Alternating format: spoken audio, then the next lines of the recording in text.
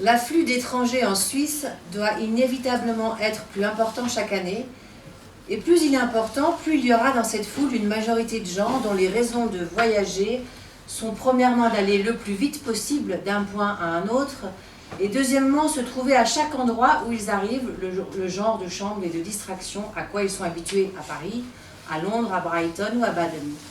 Des chemins de fer sont déjà projetés au bout du lac de Genève, qui est précisément et exactement un de ces points en Europe dont le caractère et l'influence sur l'esprit humain ont quelque chose de spécial et irremplaçable.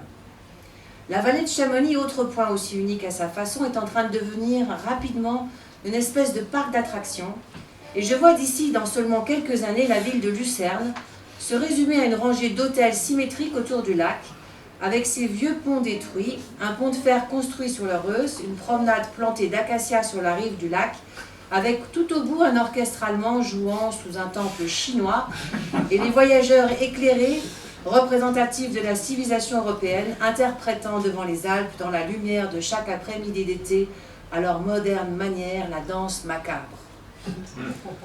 Tout cela est inévitable, et à son bon comme son mauvais côté, je peux imaginer des modernistes zélés me répondant que quand tout cela sera heureusement accompli, mes tristes paysans de la vallée du Trian se transformeront en boutiquiers épanouis, les ruelles désolées de Sion en grandes rues étincelantes, et les marais du Valais en prospère culture maraîchère. Je l'espère, et de fait, je m'évertue tous les jours à essayer de concevoir ce que sera la société dans, je pense, pas plus de 20 ans, lorsque l'Europe, ayant à peu près effacé toute trace du passé et s'étant réduite à ressembler à l'Amérique ou à n'importe quel pays neuf, commencera à envisager l'étape suivante et à se demander à quels nouveaux intérêts consacrer la richesse de ses marchés et la puissance de ses foules. Pour finir, je voudrais seulement ici dire un ou deux mots à l'intention de ceux qui se demandent parfois s'il faut vraiment contribuer à la transformation d'une douce vallée de montagne en un abîme de travail et de puanteur industrielle, ou à l'introduction d'une voie de circulation à travers un verdoyant espace jusqu'à la réserver à la solitude pastorale. Car s'il est vrai, comme je l'ai toujours ressenti et comme je le ressens de plus en plus, que les montagnes sont les cathédrales de la terre, ou ces hôtels naturels au-dessus desquels les nuages s'élèvent comme la fumée d'un perpétuel sacrifice, alors il y aura sûrement lieu de se demander si les tables de l'agent de change, aussi utiles et respectables qu'elles soient, en d'autres lieux, sont des choses qu'il est bien nécessaire d'installer dans le temple de la montagne. J'ai envie de me taire et de dire que le texte, que c'est pas, cette page parle d'elle-même. De dire aussi, comment, oui, 1856. Oui. 1856, oui. C'est la fin du quatrième volume de Modern Painters. Parce que tout à l'heure je parlais du premier volume en 1841. Il y en a eu d'autres. Hein. On en est maintenant donc au quatrième volume, qui s'appelle spécifiquement celui-là de la beauté de la montagne. Ruskin a étudié en détail tout ce qui constitue une montagne, les matériaux de la montagne, les formes de la montagne, comment tout cela a été sculpté par le Créateur, par Dieu, qu'il considère comme un qui pour Ruskin a créé le monde comme un artiste créé. Et puis ça se termine, c'est la fin du dernier chapitre de ce Modern Painter's 4, la beauté de la montagne, et c'est l'ouverture sur le monde moderne. C'est l'ouverture sur le monde moderne, et ça répond parfaitement, et ça annule, si je puis dire, ce que disait le texte précédent. À Chamonix est unearthly, Chamonix est hors du monde, et ben non. Chamonix n'est pas hors du monde. À Chamonix, il n'y a pas eu de révolution, eh bien si. Les révolutions arrivent aussi à Chamonix. Alors peut-être pas les révolutions politiques comme les révolutions de 48, mais la révolution du tourisme, tout simplement. La révolution de la naissance du tourisme de masse, parce que c'est ça que Ruskin décrit ici. Alors cette révolution-là, elle s'incarne en deux choses. L'apparition et le développement exponentiel du chemin de fer Alors qui inspire à Ruskin, qui ne dédaigne pas à l'occasion d'ailleurs pour gagner du temps de monter dans un train, hein, mais qui lui inspire quand même une véritable horreur. Hein, pour lui, mais on ne peut pas lui donner tort, hein, c'est encore le chemin de fer à vapeur, pour lui ça souille, ça pollue, il emploie le mot, hein, Chamonix est complètement pollué, c'est une façon, donc c'est une atteinte majeure à la pureté de la nature. Donc il y a ça, et puis d'une part il y a ça, et puis il y a le développement et la construction exponentielle aussi d'hôtels. Ruskin a connu la vallée de Chamonix avec juste quelques hôtels, l'hôtel de l'Union essentiellement, où quasiment tout le monde descendait, et voilà que maintenant, surtout après l'incendie de 1857, Chamonix est de dessus dessous, Chamonix n'est plus qu'un chantier, hein, et qu'on construit des hôtels partout. Bon, et c'est évidemment, c'est quelque chose qui lui est absolument insupportable. Bon, traduit dans les mots que j'employais tout à l'heure, Chamonix n'est plus seulement du domaine du temps géologique, Chamonix n'est plus seulement régi par le temps géologique, Chamonix est comme n'importe quelle ville, et comme Venise au premier chef, régi par le temps historique qui est infiniment plus précipité et dont les destructions qu'il produit sont immédiatement visibles.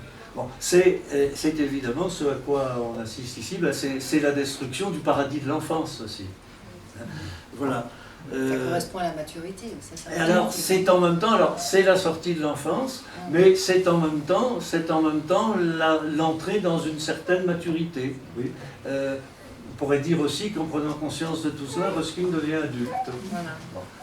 Mais c'est un moment très, très, très crucial pour lui. Voilà.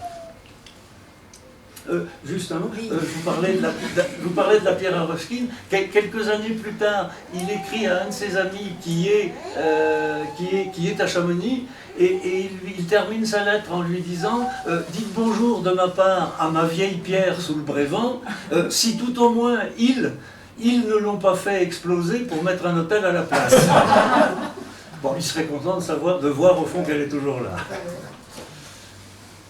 Là, on va venir avec les alpinistes. Oui, alors, oui, l'alpinisme. Oui. À notre époque, la réputation que vous vaut la première conquête d'un pic est aussi attirante pour un voyageur que la découverte d'un nouvel élément pour un chimiste ou d'une nouvelle espèce pour un naturaliste. Jamais à court d'une formule définitive, Ruskin voit dans tout cela une excitation vulgaire qui n'envisage plus le granit des Alpes que comme un mur disponible pour la publicité et sur lequel on va écrire son nom à la craie. Il est sans doute le premier, mais ne sera pas le dernier, à rejeter non la pratique sportive, mais la compétition et les dérives de tous ordres qui l'accompagnent fatalement. Il regrette le temps où l'aventure anglaise allait de pair avec un véritable amour de la science, où le journal de l'Alpen Club publiait plus d'études géologiques que de récits d'ascension. Il n'a manifestement pas compris que l'alpinisme est entré dans une nouvelle phase où l'on ne justifie plus d'entreprendre une ascension par quelque alibi scientifique. Il n'est finalement pas interdit de voir dans ce texte l'amorce de controverses qui n'ont guère cessé d'occuper le monde de l'alpinisme. Quand Ruskin établit une distinction entre d'une part le plaisir purement sportif de connaître la montagne, avec le bonheur de ressentir la force de sa jeunesse et de donner libre cours à son entrain, et d'autre part, ce que l'on entreprend poussé par l'aiguillon de la compétition et la démangeaison de la gloire. Il est simplement le premier à poser les termes des débats, voire des conflits et des coups de gueule qui tout au long du XXe siècle vont occuper les colonnes de la montagne, la revue du Club alpin français. Des polémiques parfois fort vives y opposèrent les tenants de l'alpinisme contemplatif aux acrobates, les anciens aux modernes, les apôtres du 6e degré aux adversaires de la classification des courses et du risque pour le risque.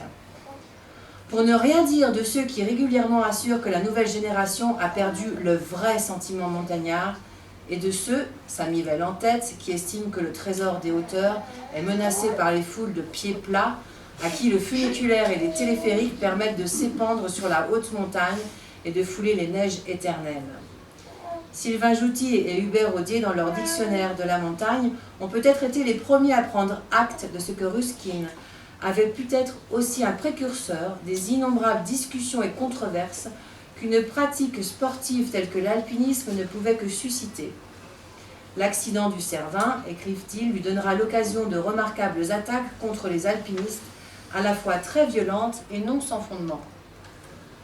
Oui, ça n'est pas le domaine sur lequel je suis le plus à l'aise, car l'alpinisme est une activité qui m'est un petit peu étrangère, j'ai honte de le dire dans un endroit comme Chamonix. Il est évident qu'il ne pouvait pas être question de faire ce livre sur Ruskin sans aborder cela. Ruskin a eu, je crois, en tout cas aux yeux d'un certain nombre, aux yeux de beaucoup d'alpinistes, très mauvaise presse à cause de quelques lignes, voire quelques pages qu'il a écrites. Alors, les fameuses quelques lignes qui sont dans Sésame et l'hélice, ou reprochant aux Anglais, à l'Angleterre contemporaine, d'avoir méprisé plein de choses, d'avoir méprisé la littérature, les sciences, la compassion, je ne sais plus quoi encore, et la nature. Il y a quelques lignes où, d'une part, il revient sur l'abomination qu'est le développement du chemin de fer et de l'hôtellerie, et d'autre part, sur cette bizarrerie à ses yeux qu'est l'alpinisme, si tout au moins l'alpinisme ne consiste qu'à vouloir être le premier à conquérir un pic et à manifester après cela une joie qui lui paraît tout à fait excessive et qu'en tout cas pour sa part il ne comprend pas. Bon. Je crois que c'est ça qu'il faut retenir. Ruskin ne comprend pas ce qui peut motiver l'alpinisme, en tout cas entendu comme désir de conquérir un sommet. Bon, ce qui fait effectivement que la conquête du Cervin et ce qui la suit déclenchera de sa part une diatribe effectivement assez virulente. Cela dit, il faut quand même rappeler que sur les milliers et milliers de pages écrites par Ruskin sur les sujets les plus variés, il y a en tout et pour tout donc une dizaine de lignes dans Sésame et l'hélice, et c'est 10 ou 12 pages dans la préface à la seconde édition du même livre qui suit immédiatement la catastrophe du Cervin. C'est vraiment très peu de choses. L'alpinisme n'est pas aux yeux de Ruskin un sujet prioritaire du tout. Mais évidemment, dans le monde de l'alpinisme, c'est quelque chose qui a marqué. Voilà. Alors, ce qu'il reproche essentiellement, ce avec quoi il n'est pas d'accord, donc c'est l'esprit de conquête, l'esprit de compétition. C'est d'autre part ce qu'il appelle la vanité ou la satisfaction de soi, ce qu'il appelle encore, je crois, les éruptions cutanées d'amour-propre que cela suscite. Et ce qui lui est assez insupportable, c'est les coups de canon ou les cris d'enthousiasme poussés dans les vallées par les gens qui observent à la lunette l'alpiniste arrivant au sommet. Il y a effectivement une phrase assez sanglante dans Sésame et l'hélice. Il dit, je crois, je ne connais rien de plus pathétique que de voir une foule d'Anglais poussant des hurlements et faisant éclater des pétards dans la vallée parce qu'un des leurs est arrivé au sommet d'un pic. Bon, ça se résume à peu près à cela. Alors, il y a certainement matière à approfondir la réflexion, on pourra en reparler, mais il y a peut-être parmi vous des gens plus compétents que moi pour évaluer exactement cette polémique-là. Mais on lui a reproché aussi de ne pas être un alpiniste, c'est pour ça qu'il... On lui a reproché de ne pas être un alpiniste. Une historienne de la montagne a dit que c'était un raté du point de vue de l'alpinisme. Bon, c'est un peu stupide. On peut à ce moment-là dire que Wimber était peut-être un raté du point de vue de la littérature. Bon, je ne sais pas, bon, ça n'a pas beaucoup de sens. Voilà. Mais on pourra en reparler si vous voulez, si on a un peu de temps. Donc là, nous terminons notre périple. Et maintenant, en écrivant sous la paix sans nuage des neiges de Chamonix, ce qui doit être vraiment le dernier mot du livre, que leur beauté a inspiré et que leur pouvoir a guidé, je puis d'un cœur plus joyeux et plus serein qu'il n'a jamais été réaffirmer ce par quoi ce livre affichait sa foi, en disant que la connaissance du beau conduit en un premier temps à la connaissance du bien, et que les lois de la beauté, sa vie et la joie qu'elle procure dans le monde matériel de Dieu sont des éléments de sa création aussi éternels et aussi sacrés que le sont la vertu dans le monde spirituel et la louange dans le monde des anges. Dimanche 7 septembre 1888, Chamonix. Ce sont, ça a quelque chose de très émouvant, ce texte, ce sont les dernières lignes écrites par Ruskin pour son œuvre publiée.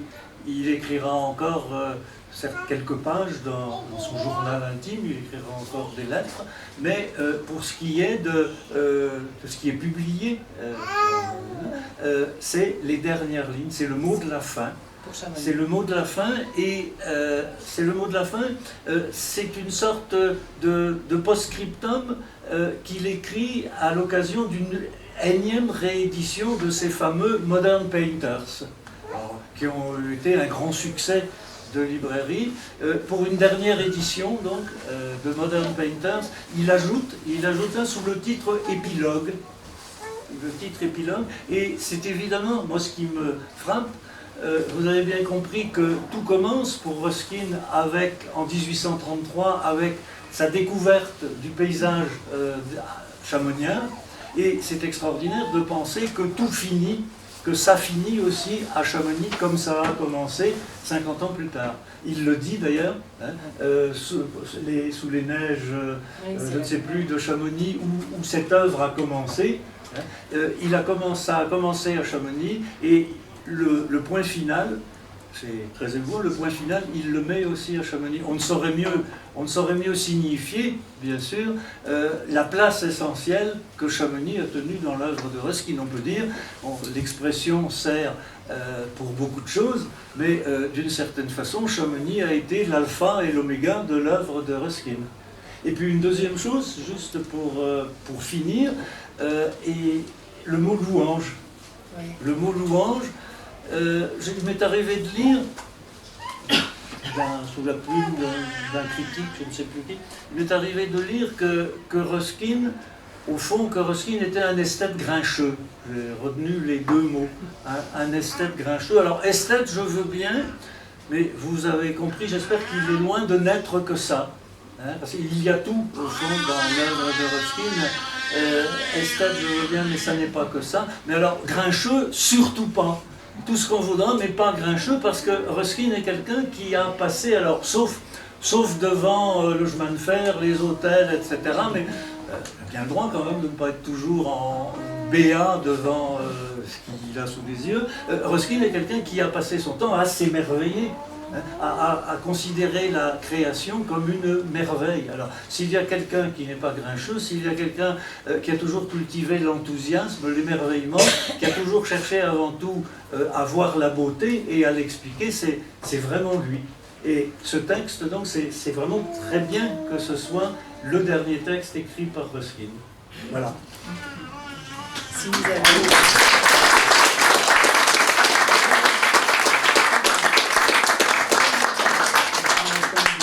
Vous avez des questions, n'hésitez pas. Ruskin a-t-il été reconnu comme critique d'art quand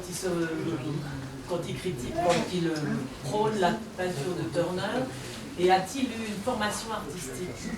Alors, reconnu comme critique d'art, oui, bien sûr, puisque comme je le citais, je crois, tout à l'heure, par exemple, Charlotte Brontë, après avoir lu le premier volume de Modern Painters, dit « Ce livre nous a donné des yeux ».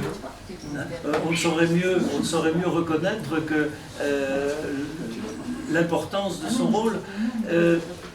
Ruskin a été... L'importance de Ruskin comme critique d'art, mais il n'est pas que ça, hein, mais son importance a bien sûr été reconnue de plusieurs façons. D'abord, très simplement, dans les années, fin des années 60, début des années 70, alors qu'il n'a pas de cursus universitaire classique, on lui propose ce qu'on pourrait appeler la chaire d'esthétique à l'université d'Oxford.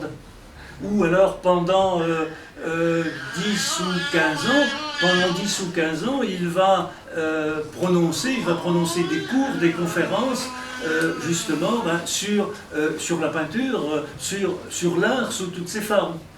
Ça constituera une partie importante des fameux 39 volumes de son œuvre, mais tout y passera depuis la sculpture antique jusqu'à Turner, effectivement, en passant par, c'est l'objet en particulier par exemple de Modern Painters 2, en passant par toute la peinture vénitienne, pourquoi il a aussi une grande admiration, mais aussi la peinture florentine.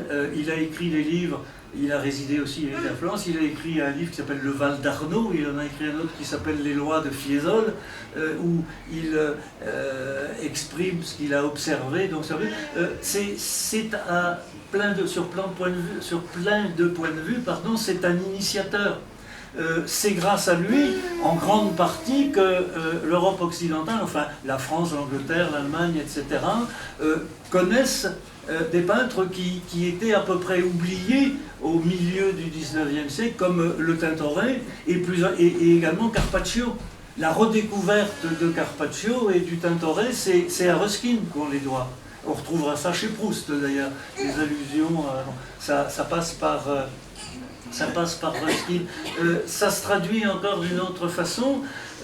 Les rééditions un peu tardives de ses œuvres, comme Les Pierres de Venise, c'est un de ses ouvrages essentiels. Hein. Les rééditions tardives, par exemple, des Pierres de Venise, ou bien sa fameuse Bible d'Amiens sur la cathédrale, la magnifique cathédrale gothique d'Amiens, sont accompagnées d'un appendice qui est une sorte de guide du voyageur, où cette fois, sous forme très pratique, Ruskin indique les principales choses à voir. Les principales choses, il a écrit un guide des peintures du musée de l'Accademia à Venise. Et on sait qu'à partir des années 60-70, tous les voyageurs anglais qui venaient en Italie ou qui venaient en France avaient ces guides du voyageur de Ruskin. Voilà, je ne sais plus s'il y avait une autre partie dans votre question. Quelle était sa formation artistique? Sa formation artistique, je serais tenté de dire, il s'est auto-formé. Il a fait des études, il a fait quelques années d'études à Oxford, dont il parle avec beaucoup de sévérité en disant que ça ne lui a rien appris du tout. C'est assez classique au fond de dire mes années d'études, mes années d'université ne m'ont rien appris du tout. Bon, ça lui a donné une base. Il connaît très bien Platon, il connaît très bien Aristote, mais pour l'essentiel, c'est vrai qu'il a constitué son propre fond et sa propre façon. Il a construit sa façon de comprendre la peinture, tout comme de comprendre la montagne. Oui. Une question, c'est peut-être la tienne. Où est-ce que l'on peut voir les œuvres de Ruskin, puisque vous dites qu'il a été, on l'a vu dans votre livre aussi, sont là. Ses œuvres de peinture. Ses œuvres de peinture. Alors, vous en avez deux. Vous avez deux petites aquarelles de lui à l'exposition qui est actuellement au musée Alpin sur les trésors de l'Alpine Club. Bon, ça ne fait pas. Bon, c'est des petites aquarelles.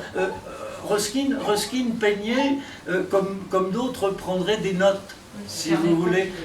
C'est un peu son carnet de croquis.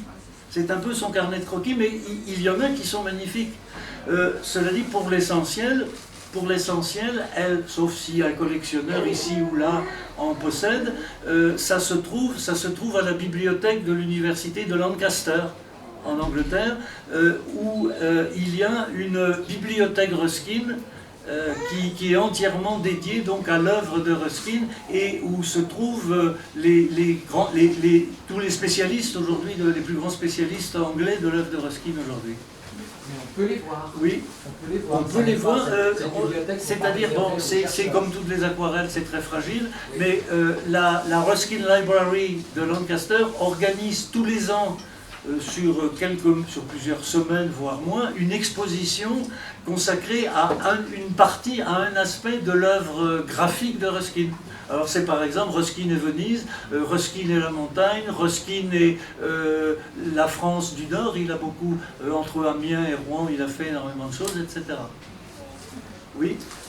Je n'ai pas lu votre livre, mais la question que j'ai, c'est je voulais savoir si dans la peinture, à part Turner, il avait d'autres d'inspiration. Oui, Genre Caspar Friedrich. je ne sais pas. Il est fondamental dans l'histoire de. Bien sûr, mais. L'histoire de l'art. Oui. Parce qu'en plus, il participe de ce mouvement au XIXe siècle, du Gothic Revival et des Pierre Raffaelli. Oui, oui. Mais il y a Turner, certes, mais il y a quand même Caspar Friedrich, oui. on est obligé de penser à lui. Bien sûr. Alors, est-ce que dans les sources que vous avez trouvé justement. Écoutez, je ne peux pas vous dire si, je ne sais plus s'il y a une ou deux occurrences de Friedrich. Alors, il y a une illustration qui est Friedrich, mais... On est obligé de penser à lui. Oui, oui. Simplement, je vous répondrai simplement que ce que Ruskin a écrit est toujours étroitement dépendant de ce qu'il a fait et de son expérience, de voyageur et de son expérience j'ai envie de dire, de regardeur des choses. Voilà. Exactement. Et il se trouve que dans ses tours sur le continent, l'Allemagne tient très peu de place. Ouais, L'Allemagne tient très peu de place. Ceci dit, c'est Friedrich, il est en 1840. Oui. Donc la réponse est certainement peu de place. Oui. Oui. Vous nous avez très bien expliqué qui a eu de l'influence dans sa formation et sa façon de regarder.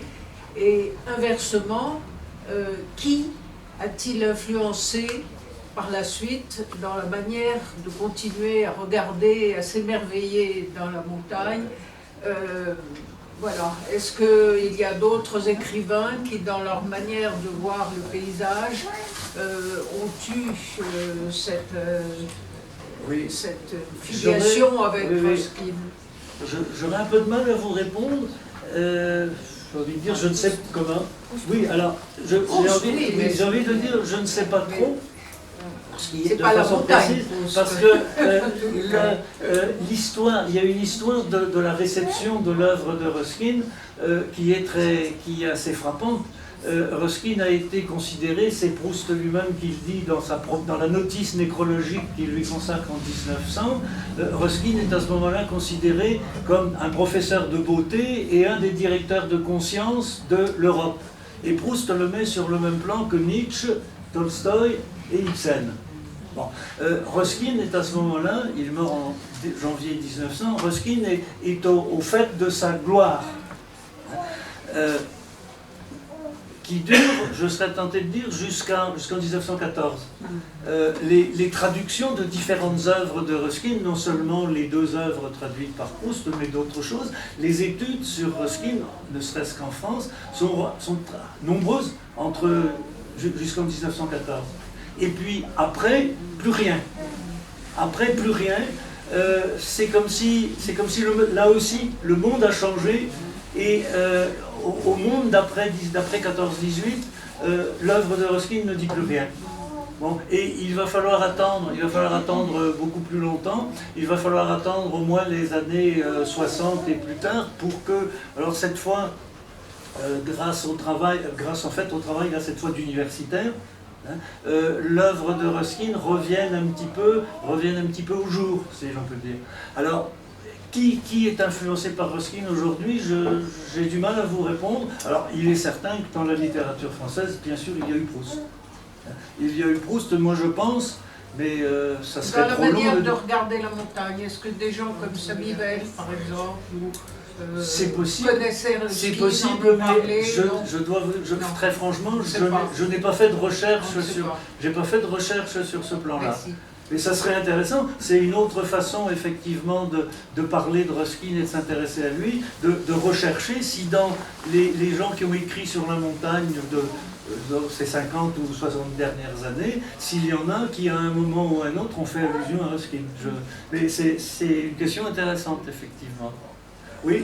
Si je peux me permettre, on peut penser que même des Gaston Dufat, Chamonix, oui, bien sûr. A été quand même est-ce fortement influencé. qu'il l'avait lu? Est-ce qu'il le connaissait? Est-ce qu'on le sait? Est-ce qu'on ne... c'est pas... Oui, dans une certaine façon de parler de la montagne aussi, avec un mot que j'ai peut-être pas employé, mais qu'il ne faut pas manquer de dire quand on parle de Ruskin, parler de la montagne aussi comme pratique spirituelle, parler de la spiritualité de la montagne, je pense. Même si lui n'a pas vraiment écrit de choses, mais il a fait pas mal de déclarations, je pense que quelqu'un comme Patrick Gabarou, je ne sais pas s'il a jamais lu Ruskin, mais pourrait se reconnaître, pourrait être intéressé par un texte de Ruskin. Je ne sais pas, je dis ça comme ça, hein, mais bon, mais je ne sais pas. Et ce qui est dit de Gaston Rébuffin, pour Oui. parler des gens d'aujourd'hui, peut-être de Saint-Michel, mais Gaston Rébuffin était membre de l'Alpine Club. Oui. Et chez lui, il y avait beaucoup de tableaux, de reproductions, de lithographie. Oui. Et je pense cet esprit anglais qui est souvent mentionné dans ses livres, Oui. d'avant d'avant la première ascension du Mont Blanc, Oui. toute cette anglophilie, je Oui. dirais, était très présente chez lui et on la trouve dans son œuvre, même qu'elle ne parle pas Oui, oui. d'auteur anglais. Bien sûr. Ouais, ouais. Oui. Dans votre livre, vous parlez de Ruskin et de Venise aussi. Oui. On n'a pas beaucoup parlé. Oui. Et vous avez introduit quelques reproductions de dessins qu'il a pu faire. Oui. Et dans les derniers, vous en avez mis un ou deux où il a une gestuelle qui est très marquée, très différente de ce qu'il pouvait faire auparavant. Et vous dites à ce moment-là que on peut peut-être faire le lien avec les troubles mentaux qu'il avait pu avoir. Oui. Alors moi, ma question, c'est justement sur ce traitement de Venise que je trouve très gestuel et qu'on peut regarder d'un autre œil. Enfin, et j'aimerais savoir s'il en existe beaucoup de ces dessins qui ont cette forme-là. De ces dessins-là. Oui. S'il en existe beaucoup, en toute honnêteté, j'ai du mal à vous répondre parce que ça n'était pas, c'était un peu périphérique par rapport à mon sujet, c'était un peu périphérique. Ce qui m'a intéressé, enfin, ce qui s'est imposé à moi quand j'ai cherché comment construire ce récit, puisqu'il s'agissait un peu de raconter la vie de Ruskin à travers Chamonix. Ce qui s'est imposé à moi, c'est que il n'était pas possible de parler de Ruskin et Chamonix sans parler de Ruskin et Venise. Parce que quand il était dans l'un, il regrettait, quand il était ici, il regrettait de ne pas être là, et vice-versa. Bon. Et c'est tout à fait extraordinaire. Et ça représente bien les deux pôles. Deux pôles de sa sensibilité et d'une certaine façon tout le travail de son œuvre a consisté à essayer d'en faire la synthèse, mais il a été tenté alternativement de ne s'intéresser qu'à la nature et à la géologie, etc. et ses Chamonix, et il a été tenté à d'autres moments de ne s'intéresser qu'à l'art et à son histoire et ses Venise. Bon. Et c'est constant, il y a une oscillation perpétuelle chez lui à ce moment-là. Ce que vous évoquez sur certains dessins faits à Venise datent, je crois, presque tous des années 76-77. Bon, c'est quand même un moment très particulier de la vie de Ruskin. Ça correspond à... Enfin, très particulier parce que il vit à ce moment-là une crise très profonde qui a deux explications. La première, qui sont manifestement liées, la première, c'est son amour impossible pour une très jeune fille qui s'appelle Rose Latouche et qui vient de mourir au moment, qui est morte peu de temps avant qu'il fasse ce énième voyage à Venise. Rose Latouche avait 13 ans et Ruskin, qui en avait 40 et quelques, l'a demandé en mariage. C'est quelque chose qui n'est pas si rare dans l'Angleterre victorienne de l'époque. Pensez à Lewis Carroll et à sa passion, alors qu'il n'a pas pris une forme aussi tragique, mais à sa passion pour cette petite fille qui lui a inspiré Alice au Pays des Merveilles. Chez Lewis Carroll, ça a pris une forme heureuse, chez Ruskin, ça a pris une forme dramatique. Rose Latouche est morte folle, et en grande partie à cause de cette passion partagée et en même temps refusée. Et puis Ruskin, en ce qui concerne Ruskin, ça a accentué les graves problèmes, les graves tensions psychologiques qu'il avait déjà commencé à éprouver. Quand il est à Venise en 1976, c'est pour continuer, c'est toujours pour travailler. Il veut à ce moment-là travailler sur Carpaccio. Et il passe des heures et des heures à l'Accademia devant le cycle de Sainte-Ursule de Carpaccio. Et devant Ursule dans sa chambre ou devant Ursule bientôt mourante, il croit voir, il est devant Ursule et il écrit qu'il voit Rose à sa place. Alors ça vous donne un petit peu une idée du trouble profond dans lequel il est à ce moment-là. Voilà. Ce qui explique, ce qui se traduit effectivement de façon tout à fait étonnante par le côté dramatique de certains de ses dessins. Mais il faut vraiment savoir qu'il était dans ça. Oui. L'état d'esprit, c'était un mental, oui. Et faire le lien avec les dessins, parce que si on ne le sait pas, oui. enfin en tout cas personnellement, oui. Les dessins sont très beaux. Ils sont très beaux, bien sûr. Ils sont très beaux. Touche est très différent. Oui, et c'était très oui, je donne de raison. Le début de sa maladie mentale. Aujourd'hui, les psychiatres, les gens qui s'intéressent à ce genre de problème, parlent de bipolarité, ce qui est possible. Ce qui est drôle d'ailleurs, parce que moi j'avais écrit, avant qu'il en soit question, un article. Justement, enfin, Ruskin a écrit « Venise et Chamonix sont les deux pôles de ma vie hein. ». Donc, c'est une façon aussi d'être bipolaire. Donc, il y a ça. Il y a le drame Rose Latouche. Et puis, il y a, troisièmement, ce qui prolonge ce qu'il dit quand il commence à voir Chamonix changer, la pollution, le tourisme de masse, etc. Dans la fin des années 70 et le début des années 80, Ruskin a une vision de plus en plus sombre de ce qu'est en train de devenir le monde et la nature. Il voit de plus en plus alors le monde issu de la révolution industrielle imposé de façon qui lui paraît désormais impossible à éviter son sceau et sa marque sur la nature. Et il y a par exemple une de ses œuvres très tardives, qui a un titre, je trouve aussi en anglais, qui n'a jamais été traduit en français, qui s'appelle The Storm Cloud, c'est-à-dire le nuage d'orage of the 19th century.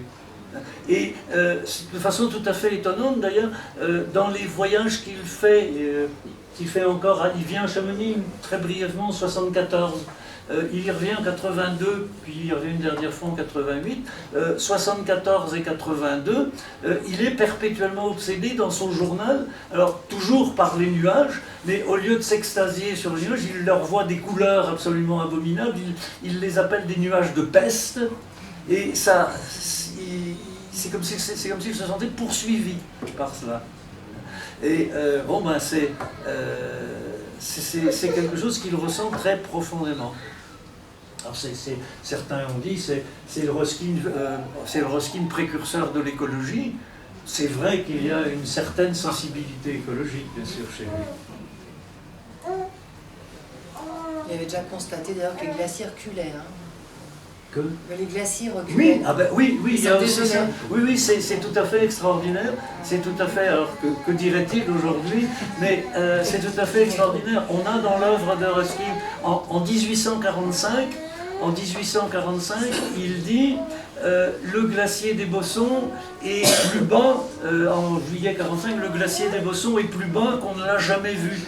Et il dit de la maison de Coutet, son guide qui est situé au Pèlerin, de la maison de Coutet, on ne voit plus les ouches.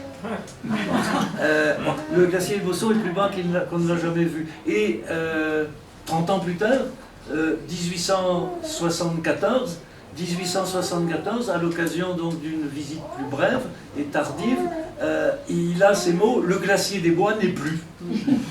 Le glacier des bois n'est plus, et la même année, je crois la même année 74, quand il arrive à Sallanches, il dit c'est extraordinaire. Bon, c'est presque la première fois qu'il revient depuis qu'il a été si indisposé par les chemins de fer, les nouveaux hôtels, et qu'il n'a plus reconnu Chamonix. Et là, il dit, mais c'est quand même comme quand on revient dans un endroit qu'on a beaucoup aimé, et puis où tout d'un coup on n'a plus voulu mettre les pieds. Ça fait donc longtemps qu'il n'y est pas venu. Et il écrit, c'est extraordinaire, au fond, ça n'a pas changé. Ça n'a pas changé. Et il dit, je ne me rappelle plus les détails, mais à Sallanches, à Saint-Martin de Sallanches, où il y a une auberge, l'auberge du Mont-Blanc, où il descend toujours. Il retrouve, j'ai retrouvé ceci, j'ai retrouvé cela, j'ai retrouvé ma place, j'ai retrouvé tel arbre que j'avais dessiné 10 ans auparavant. Et il dit, rien n'a changé sauf deux choses. Il dit, le Mont Blanc, alors c'est une expression cocasse, le Mont Blanc que j'ai trouvé tout maigre, dit-il, comme si le Mont Blanc qui m'a paru avoir dit qui a diminué, le Mont Blanc qui a diminué, et puis moi. Il dit le Mont Blanc et moi, et il dit le Mont Blanc et moi, décidément, on file un mauvais coton. Alors, mais autrement, c'est vrai que il y a ça. Oui, et donc les glaciers qui diminuent, et quand il revient en 82 et 88, il fait aussi des observations très précises. Il dit le glacier des Bois, et il a reculé, je ne sais plus de combien. Le glacier des Bossons, qui 30 ans auparavant était plus bas qu'on ne l'avait jamais vu. Le glacier des Bossons aussi. Alors pour lui, c'est quasiment comme si le glacier des Bossons n'existait plus. Bon, il y a toujours un excès très sensible chez Ruskin. Et il dit la plupart les pyramides que j'aimais tant dessiner, les pyramides de glace que j'aimais tant dessiner ne sont plus là. Bon, elles sont plus hauts, mais non, il est évidemment très perturbé par cela. Je ne sais pas, il ne s'explique pas le phénomène. Mais il en est très amer, et il dit, d'ailleurs la phrase me revient pendant que je parle, il dit même mes glaciers m'ont trahi. Il dit même mes glaciers m'ont trahi. Voilà. Ce qui n'empêchera pas que son dernier séjour, donc 88, qui se termine sur la très belle page qu'a lu Lorraine tout à l'heure, qui ne dure que quelques jours, et très heureux. Bon, il est venu, il n'est pas si vieux que ça, encore en 88, il est né en 19, donc il n'a pas tout à fait 70 ans, mais alors là c'est les images, dont je n'aime pas qu'on se contente de montrer celle-là, mais les images du Ruskin avec la grande barbe blanche, c'est vraiment un vieillard, là. C'est vraiment un vieillard, et lui qui a fait tant de choses, et qui a tant crapahuté partout dans la vallée et au-dessus, la seule chose un peu remarquable qu'il fait cette fois-là, il le note 2 fois dans son journal, et il dit j'ai pris un bain de pied dans l'Arve. C'est sa dernière activité à Chamonix, ça a été de prendre un bain de pied dans l'Arve. Qu'il aime beaucoup aussi, et l'Arve qu'il appelle ma rivière. Il aime bien, il s'approprie le nombre de fois où avant quelque chose qu'il aime, il y a en anglais le mot my own, ma rivière à moi, mon Chamonix à moi, mon pays à moi. C'est aussi très affectif, c'est le rapport de Ruskin avec les choses. Voilà. Merci. Il n'y a pas d'autres questions? Oui. Si je voulais féliciter M. Léard pour ce livre. Voilà, simplement. Écoutez, je vous remercie beaucoup. Je voulais dire alors à Yann Gieselblaner qu'au moment où je commençais à chercher des choses et à écrire des choses pour ce livre sur Ruskin, dans les périodes où j'étais à Chamonix, sa voix au téléphone de Météo France ouvrait souvent mes journées et les terminait, et j'étais particulièrement heureux parce que c'était pas toujours sa voix à lui que j'entendais en faisant le numéro, mais quand ça commençait par je vous souhaite bien le bonjour, bon, et avec Colette, ma femme, on disait c'est monsieur le bonjour, c'est monsieur bien le bonjour, pardon, qui dit la météo aujourd'hui. Et c'est vrai que, je ne vous connaissais pas, mais c'est vrai que la façon, ce que je lisais dans les descriptions de nuages ou d'arrivée de pluie, l'attention de Ruskin aux cirrus, aux stratocumulus, etc., et la façon dont vous annonciez le temps qu'il allait y avoir à vos auditeurs de Météo France, pour moi ça avait un air de famille. Et ce qui fait que je suis vraiment très heureux que vous soyez là ce soir et de pouvoir vous le dire et vous remercier. Moi c'était surtout mal vu par mon administration. Voilà. Merci beaucoup. Merci à vous.